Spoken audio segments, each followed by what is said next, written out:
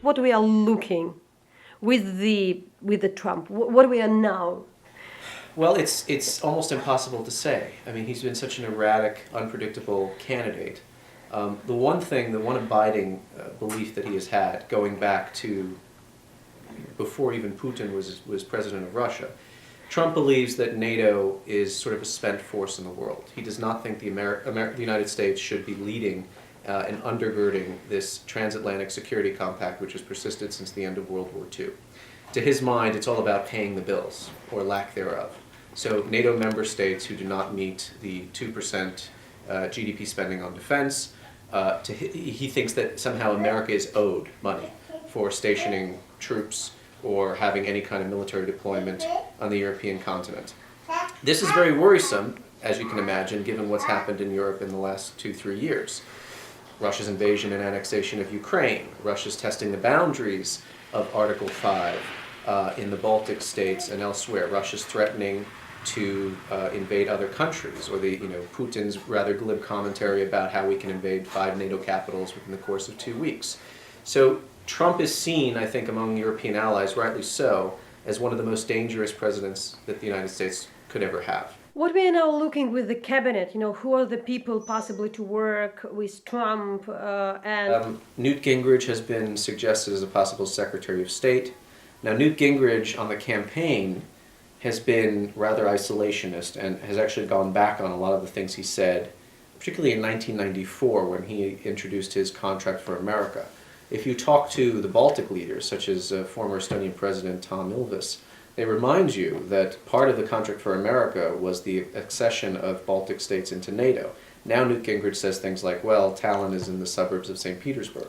This is very alarming for our European NATO allies. But does that mean that Gingrich will act as America's top diplomat in the same fashion? I don't know. Again, we're already seeing signs that Trump is scaling back or contradicting his campaign rhetoric now that he's in a position of governance. Rudy Giuliani, although he is also vying for Secretary of State, is more likely to get the Justice Department, so he'll be Attorney General. What that means for everything from cracking down on organized crime, including, and most especially, Russian organized crime, which has infiltrated the United States in the form of money laundering and illicit real estate investments. There's a big case going on tied to the Magnitsky affair in the Southern District of New York as we speak. Now, in 2008, when the Team of Rivals scenario was introduced, the idea would be that Obama would occupy some happy middle ground between his interventionist camp and his more realist or pragmatic camp. That has not been the case. Obama has always sided with the realist camp. No intervention, even Libya. I mean, America was dragged kicking and screaming into that campaign, which was largely waged by the French. And we've seen in Syria abiding American reluctance to get involved on the side of the opposition of the protest movement. I do not see Donald Trump going to war in the Middle East or engaging in any kind of military adventurism abroad on behalf of human rights or any kind of humanitarian impetus whatsoever. I think he's all about cutting deals. If 500,000 people are slaughtered in some country, that is of no consideration to him until and unless it becomes a national security threat to the United States. Now, one could argue, of course, the Syrian crisis has been a national security threat. And you can argue this any which way you like. The rise of ISIS, as we have seen, has given way to terror attacks abroad. The refugee crisis threatens to destabilize Europe. Forget about even through terrorism. But Michael, some of the people would say that disregarding the State Department, doesn't matter who is the president, somehow there is some base which is there. There are some policies which for years, doesn't matter, Reagan, Bush, Clinton, Obama. So what is that? Are we really having like a break of that tradition? Well, what's fascinating to me is under Obama, he was one of the most micromanagerial presidents we have ever seen.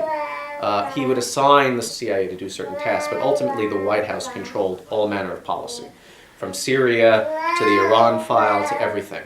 Now with Trump, according to his business experience and according to those who know him, this is a man who does not like to get involved in the nitty-gritty of details. He's not a policy wonk. He doesn't want to know specifics. He's a big picture guy. So he gives a certain set of marching orders and he expects other people to implement them on his behalf.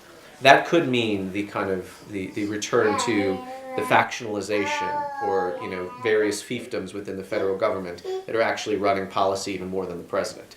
But again, when it comes to certain things that matter most to him, a strong, healthy relationship, as he defines it, with Russia, is he going to allow the State Department to raise a hue and cry over the crackdown on a free and independent media in Russia, or the assassination of Russian political figures, or the continuing occupation of Donbass and Crimea? This is a man who, again, has said he's going to look into the unilateral lifting of American sanctions on Russia, Russian officials, Russian state institutions, and who's also claimed that Russia has not invaded Ukraine.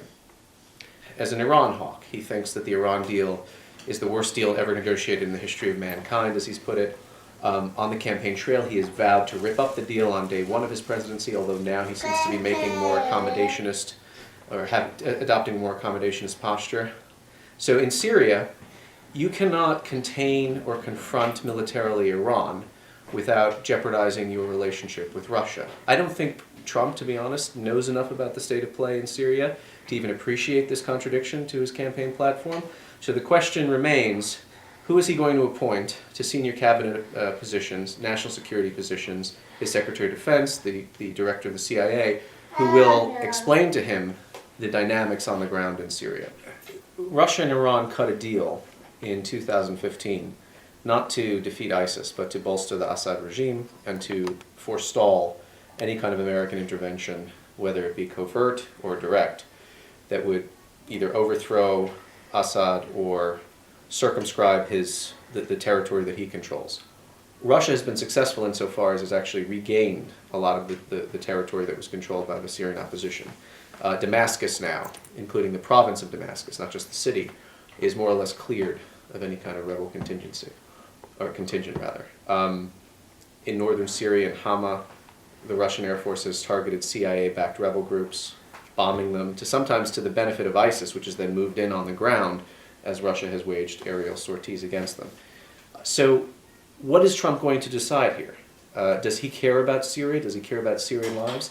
The only extent to which he cares about the refugee crisis is he doesn't want Muslims coming into Europe and then moving over to the United States. So he has said, as a purely utilitarian solution, that we need to establish safe zones in Syria so that essentially Syrian people do not leave their own country. Well, how do you do that without engaging Assad and Russia and preventing them from bombing areas in the country? What I can anticipate, or what I can see as a plausible scenario, is Putin and Trump striking a kind of accommodation similar to the one that Putin and Erdogan struck. Remember, I mean, in 2015, Turkish Air Force shot down a Russian fighter jet, killing one of the pilots. The other pilot was killed on his way down by rebels who were backed by Turkey, and everyone thought this is going to be the beginning of World War III. Russia imposed a trade embargo on Turkish goods and so on.